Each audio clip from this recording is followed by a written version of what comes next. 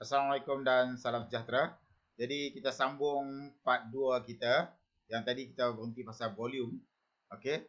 Sekarang kita tengok traffic composition pula. Okey. Biasanya traffic terdiri daripada berbagai jenis vehicle, okey, yang berbeza dari segi size, performance dan karakteristik. Jadi apa yang perlu kita buat? Kita perlu menukarkan berbagai jenis kenderaan ini kepada equivalent passenger car unit ataupun PCU, passenger car unit, ataupun UKP atau iaitu unit kenderaan penumpang, ataupun ada juga kata PCE, passenger car equivalent. Kenapa kita perlu tukarkan kepada PCU? Karena untuk memudahkan kita nak membuat analisis, nak interpretkan performance jalan, kesesakan dan sebagainya. Okay, jadi sama juga kalau kita ingat lagi dalam highway kita, dalam highway engineering, apa yang kita buat, kita tukarkan kepada equivalent single axle load untuk kita nak convertkan ataupun nak design tebal jalan kita. Okey. Dan biasanya kita akan nyatakan dia dalam passenger car per hour per lane. Kalau ada kita asingkan mengikut lane, kita akan ada passenger car per lane per hour. Okay. Ada yang kita kata terus saja passenger car per hour saja. Jadi kita tengok sama ada itu adalah both way atau single way ataupun per lane. Jadi ini kena jelas. Kalau kita tengok dalam jadual ini adalah jadual typical PCU untuk roadway. Okey. Jadi kalau untuk yang terkini, biasanya dia akan revise dari masa ke semasa. Untuk nilai PCU yang terkini, sila rujuk ATJ yang terkini ataupun Malaysian Highway Capacity Manual yang terkini. Okey, kalau kita tengok kat sini, untuk jalan atau untuk roadway, dia bahagikan sama ada jalan luar bandar ataupun jalan dalam bandar. Kalau kita tengok untuk kereta satu, sebab kita kata passenger car unit, maksudnya passenger car tu consider sebagai satu standard. Okey, utility van 2, okey, medium lorry and large van 2.5, large lorries and heavy vehicle 3, bus 3. Untuk motorcycle, kalau kita tengok untuk rural dia consider sebagai 1, tetapi untuk urban nilai dia hanyalah 0.75.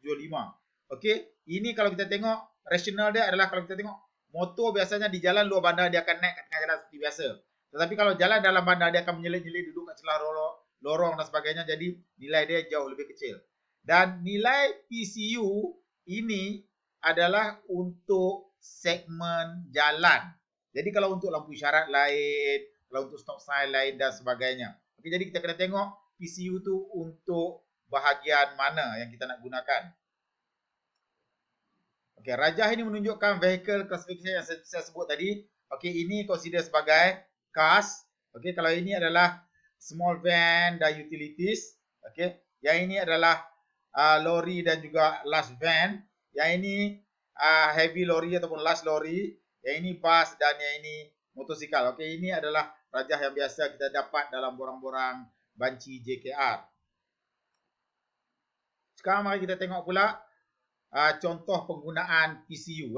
Contohnya dia kata, traffic volume on a section of rural road during morning peak is 500 vehicle per hour, dan during evening peak pun 500 vehicle per hour. Okey, persoalan dia, boleh tak kita nak komen keadaan trafik bagi pagi dan juga petang? Okey, mana yang lebih sesak dan sebagainya. Kalau kita tengok dia punya traffic sama aja volume 500 vehicle per hour, dan ini pun 500 vehicle per hour. Jadi untuk kita nak tahu sama ada sesak ataupun tidak, apa yang perlu kita buat, kita perlu tahu traffic composition. Okey, berapa bilangan kereta, berapa bilangan lori, motosikal dan sebagainya. Okey. Okey. Jadi katakanlah data ini diberi kepada kita pula. Okey, kita dapat informasi ataupun maklumat mengenai traffic composition. Contohnya pagi dia kata 50% kereta, 20% medium lorry, 10% bus dan 20% motosikal. Manakala untuk petang pula 30% kereta, 25% medium lorry, 15% heavy lorry, 15% bus dan 15% motosikal. Okey. Jadi sekarang barulah kita boleh nak menganalisis dan nak buat conclusion keadaan mana yang lebih severe. Okey. Jadi apa yang kita buat, kita tukarkan kepada passenger car unit per hour. Okey. Jadi kalau pagi 50% kali 1 iaitu kereta, 20% kali 2.5 medium lorry, 10% kali 3 iaitu bus, dan 20% motosikal. Kalikan dengan kita punya volume tadi 500. Jadi 50%, 20%, 10% dan 20%. Jadi kita dapat 750 PCU per hour. Okey. Untuk petang pula kita tengok 30% kereta, 25% medium lorry, 15% heavy lorry, 15% bus dan 15% motosikal. Okey, dikalikan dengan dia punya PCU dia semua dan kita darabkan atau kalikan dengan bilangan kenderaan tadi dalam vehicle per hour, maka kita dapat 988 PCU per hour. Jadi berdasarkan kepada ini, pagi 750, petang 988 PCU per hour. Jadi kita boleh kata sebelah petangnya jauh lebih severe ataupun lebih teruk berbanding dengan pagi.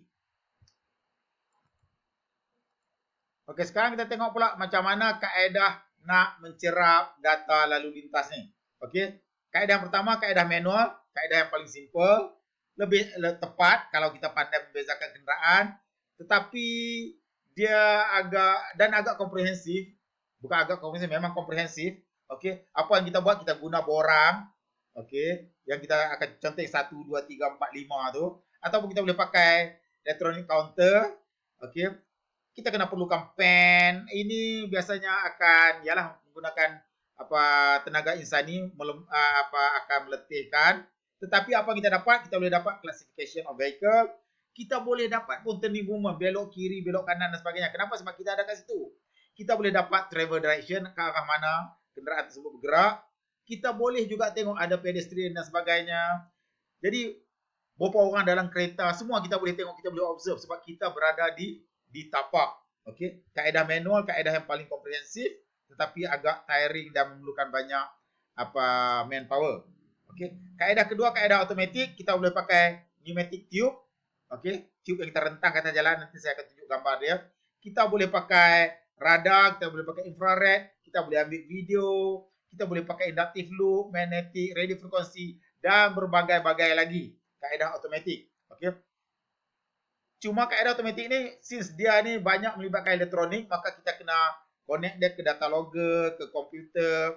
Dan kalau kita nak classify kenderaan, hanyalah berdasarkan kepada panjang jarak di antara gandar yang mungkin agak kurang tepat. Okey. Cuma dia kalau kita nak buat 24 jam ke, kita nak buat seminggu ke, kita nak buat setahun ke, boleh. Kerana apa? Kerana kita hanya letak benda tu di atas jalan. Okey, nanti kita akan monitor ataupun kita akan collect data kemudian. Okey. Untuk jalan yang kalau ada banyak junction dan sebagainya, okey, kita boleh buat kaedah moving observer method. Nanti saya akan cerita macam mana kaedah moving observer method. Kita boleh buat juga plate matching. Okey. Ni kita semua ni benda ni nanti saya akan ceritakan kemudian lah. Okey, bagaimana kita nak buat. Jadi kita boleh dapat kelajuan di antara setiap simpang dan sebagainya. Untuk kaedah manual, jadi apa yang kita akan gunakan? Kita akan gunakan borang ini. Okey, jadi dalam borang ini adalah gambar yang saya tunjuk tadi kan ni. Okey, gambar-gambar ini. Jadi kita akan buatlah. Kita akan ketik 1, 2, 3, 4, 5. 1, 2, 3, 4, 5 itu kita akan jumlahkan di hujung ini. Okey, jadi biasanya satu borang ni kita akan buat untuk 1 jam. Okey, kalau kita tengok lebih dekat lagi, inilah gambar yang tepi itu, yang tadi itu, yang saya tunjuk tadi itu. Okey, dan saya dah tunjuk pun gambar ni sebelumnya. Okey, ini adalah vehicle classification, macam mana kita kata kereta, macam mana kita kata lori dan large van, heavy lori dan sebagainya. Okey, kita boleh juga menggunakan ini tally counter. Okey, yang ini just tekan saja. Saya menggunakan benda ini untuk buat project master saya dulu. Okey, ataupun kita boleh gunakan ini counter yang dah siap dekat atas board tu. Okey, ini untuk turning movement biasanya. Jadi kalau untuk intersection control, it's very good to use this equipment. Okay, and very helpful Saya dah pernah guna dia, very helpful. Okey. Ini yang saya kata tadi, ini yang kalau kaedah automatik di mana kita letakkan tube di atas jalan, kita rentangkan tube atas jalan ni. Okey. Jadi kita akan rentangkan dengan tegang dan sebagainya, jarak ni 1 meter. Ini kita buat projek untuk nak buat traffic count dalam UTM dulu. Dan tube ini akan disambung ke kita punya data logger kat sini. Dia akan simpan, kita akan set data logger ni, kita kunci, kita rantai ke pokok ke apa ke. Kalau orang tebang pokok, orang curi tu hilang jugalah. Okey. Okey. Jadi apa yang dibuat di sini, tube ni dipanggil pneumatic tube. Apa yang dibuat? Apabila kereta lintas atas ni, dia akan hantar sense ke sini. Okey. And then apabila tayar tu lintas kat depan ni pula, dia akan hantar sense. Jarak dia 1 meter. Jadi kita boleh dapat, kalau ganda belakang lintas bila, jadi kita boleh dapat classification of vehicle. Masa antara ganda tayar depan melintas tube pertama dan tayar depan melintas tube kedua akan diambil. Jadi kita boleh dapat juga speed. Jadi dua benda kita boleh dapat, vehicle classification dan juga speed of vehicle apabila kita menggunakan automatic counter pneumatic tube ni. Okey, ini pula gambar projek kita dengan PAJ dulu. Kalau kamu tengok yang ini mereka ni tengah buat kiraan secara manual, dan di sini kita juga ada video untuk nak recordkan. Jadi kita boleh counter check apa yang dikira oleh enumerator ni dengan video yang kita ada. Okey. Ini pun projek yang sama, cuma ini kita buat projek atas highway. Ini kita kira secara manual. Kalau kamu tengok ke atas ni, okey, ini adalah counter dia. Biasanya counter ni kita tak guna untuk kesemua 6 kelas kenderaan tersebut. Okey, kita akan guna untuk kenderaan yang banyak saja. Contohnya motor, kereta, itu yang banyak, jadi kita akan pakai counter. Okey, yang lain kita cantik lah, kalau tidak nanti boring. Jadi boring pula ada yang counter tak kita tekan. Okey, ini di tempat yang sama, projek yang sama, cuma hari yang lain pula. Kalau kita tengok, kita masih ada video recorder kat situ. Okey, dan kita masih ada orang yang mencatat bilangan kenderaan di situ. Okey, jadi proses mencerap data dalam kes ini kita buat, mula-mula kita detektor sama ada secara auto ataupun secara insani. Lepas itu kita akan simpan dia, kita proses dia. Okey, dan kita akan storekan dia. Biasa tak adalah dalam ni bentuk ni. Sekarang kita dah simpan dalam komputer sahaja. Okey. Ini student cikgu saya yang buat volume study kat Taman U. Kalau kita tengok ini ada counter kat sini. Okey. Yang ini buat secara manual, ni ada satu counter kat tangan. Ini ada counter tak ni? Ini macam okey, tak ada counter, bukan handphone saja. Yang ini lagi lah. Terus pegang lutut dia, tak buat kerja apa pun. Okey. Jadi maksudnya kalau macam ni, kita dah terlebih orang lah tu. Okey. Sebab terlebih orang ni dah ada 1 2 3 4. 4 jenis kenderaan, 5 6. Jadi dah cukup 6 jenis kenderaan yang kita ada. Jadi 2 orang ni mungkin permahati ataupun untuk menggantikan kawan dia letih nantilah. Okey, saya rasa itu part 2 kita, iaitu pasal volume study. Nanti kita jumpa lagi dalam video lain, video pasal speed study pula. Okey, terima kasih atas perhatian. Assalamualaikum warahmatullahi wabarakatuh.